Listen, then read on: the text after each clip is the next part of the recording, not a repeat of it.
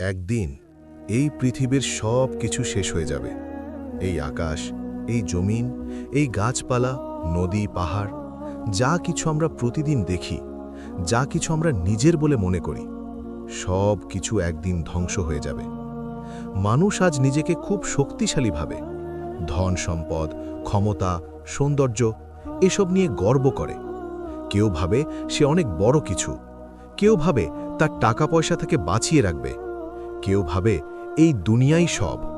কিন্তু না, একদিন হঠাৎ করেই সব কিছু বদলে যাবে, যে দিনটির নাম কিয়ামত।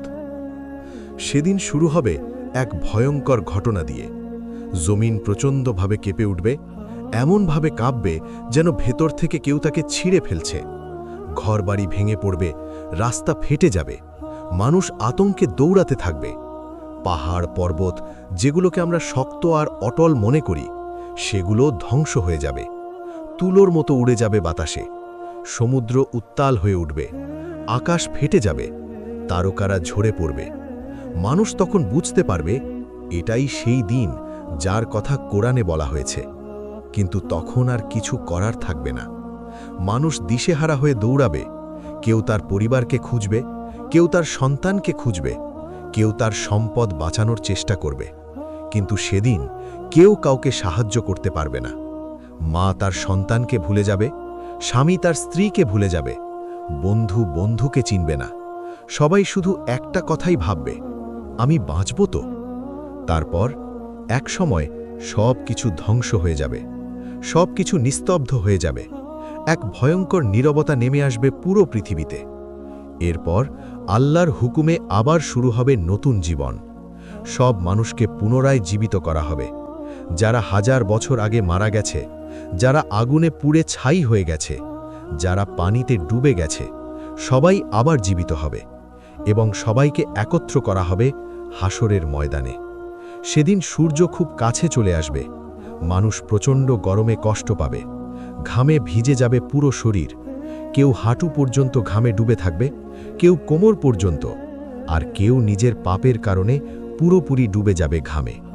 সেদিন কেউ কারো দিকে তাকাবে না, কারো কাছে কোনো সাহায্য চাইবে না, কারণ সবাই জানবে আজ বিচার হবে, আজ হিসেব হবে, এবং কেউ এই বিচার থেকে বাঁচতে পারবে না।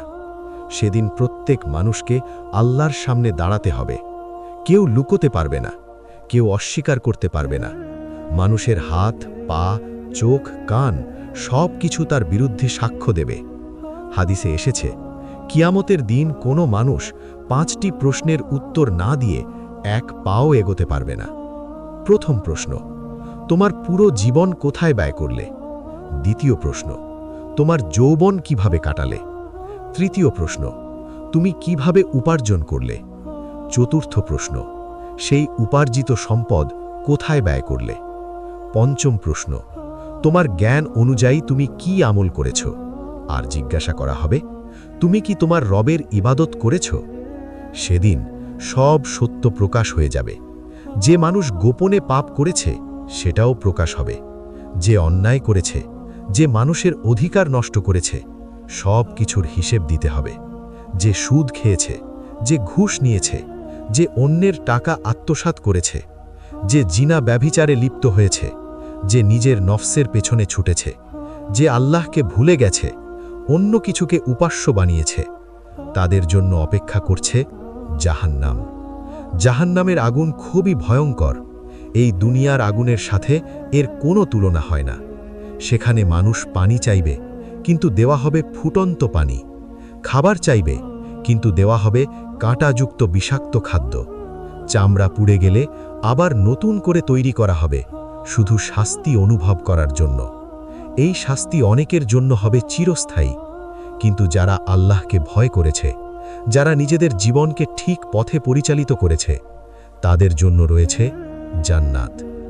যারা গরিবের পাশে দাঁড়িয়েছে, যারা দান সদকা করেছে, যারা ক্ষুধার্তকে খাবার দিয়েছে, যারা হালাল পথে উপার্জন করেছে, হারাম থেকে দূরে থেকেছে, যারা 5 ওয়াক্ত নামাজ আদায় করেছে, যারা আল্লাহর কাছে কেঁদেছে, যারা ভুল করার পর তওবা করেছে এবং সত্যিকার অর্থে ফিরে এসেছে, তাদের জন্য রয়েছে জান্নাত।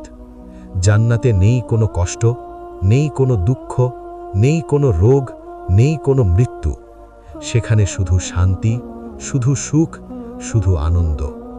এমন নেয়ামত সেখানে থাকবে যা কোনো চোখ কখনো দেখেনি, কোনো কান কখনো শোনেনি, কোনো মানুষ কল্পনাও করতে পারে না। তাহলে এখন প্রশ্ন হলো, আমরা কোন পথে আছি? আমরা কি সেই পথের যাত্রী যা আমাদের জাহান্নামের দিকে নিয়ে যাবে, নাকি আমরা সেই পথ বেছে নেব যা আমাদের জান্নাতে পৌঁছে দেবে? আজ আমরা বেঁচে আছি, আজ আমাদের সময় আছে, কিন্তু একদিন এই সুযোগ শেষ হয়ে যাবে। তাই এখনই সময় নিজেকে বদলানোর, এখনই সময় পাপ থেকে ফিরে আসার, এখনই সময় আল্লাহর পথে চলার। কারণ মৃত্যু যে কোনো সময় চলে আসতে পারে, আর কিয়ামতের দিন আর কোনো সুযোগ থাকবে না। প্রিয় দর্শক, আজকের এই কথাগুলো শুধু একটা গল্প নয়, এটা আমাদের সবার জন্য একটি সতর্কবার্তা। আমরা প্রতিদিন এই দুনিয়ার পেছনে ছুটছি, কিন্তু একবারও কি ভেবে দেখি আমাদের শেষ ঠিকানা কোথায়? এই দুনিয়া ক্ষণস্থায়ী, কিন্তু আখিরাত চিরস্থায়ী। তাই আসুন আমরা আজ থেকেই নিজেকে বদলানোর চেষ্টা করি, পাপ থেকে ফিরে আসি, নামাজ কায়েম করি, হালাল পথে চলি, মানুষের উপকার করি। কারণ ছোট ছোট ভালো কাজই একদিন আমাদের বড় মুক্তির কারণ হতে পারে। মনে রাখবেন, আল্লাহ তাআলা অত্যন্ত দয়ালু। আপনি যত বড় গুনাহগারী হন না কেন, সত্যিকারভাবে তওবা করলে আল্লাহ সব গুনাহ মাফ করে দিতে পারেন। তাই দেরি না করে আজই ফিরে আসুন আল্লাহর পথে। আল্লাহ আমাদের সবাইকে সঠিক পথে চলার তৌফিক দান করুন এবং কিয়ামতের দিন আমাদেরকে জান্নাতবাসী হিসেবে কবুল করুন। আমিন।